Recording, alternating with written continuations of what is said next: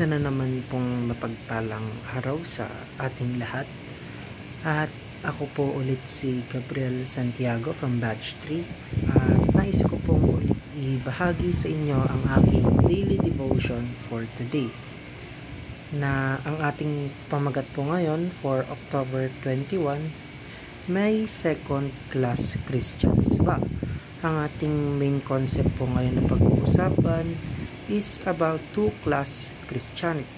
At ang ating Bible verse is nagmumula sa Psalm chapter 24 verse 1 na sinasabi, "The earth is the Lord's and everything in it, the world and all who live in it." So, alam niyo po na minsan sa simbahan o sa Christian community, may mga taong nag-iisip na parang may dalawang klase ng Kristiyano. Yung mga pastor, missionaries at church workers na parang mas banal. At yung mga ordinaryong mananampalataya lang na parang second class lang. Pero according to the Bible po, hindi ito tinuturo. Ang tawag dito ay tinatawag na two-class Christianity. Ang maling paniniwala na may mga Kristiyanong mas pinapaboran o mas mahalaga kay Lord kaysa sa iba. Pero malinaw po sa salita ng Diyos na lahat tayo ay pantay-pantay sa harapan niya. Walang mas mataas, walang mas mababa.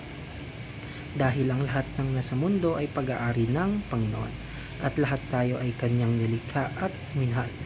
Ngayon po gusto ko pong share ang isa sa ating mga teachings na makikita natin tungkol dito.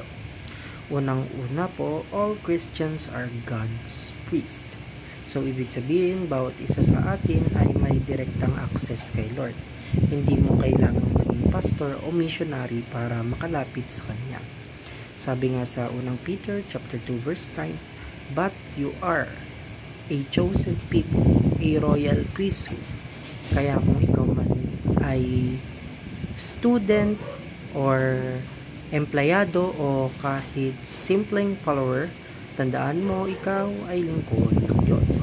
Lahat tayo ay may part po sa kanyang kaharian. Second is, all vocations are God's calling. So, minsan naiisip natin na ang calling ay para lang sa mga nagtuturo ng salita o naglilingkod. Yung parang mga full-time sa church. Pero, di po totoo yan.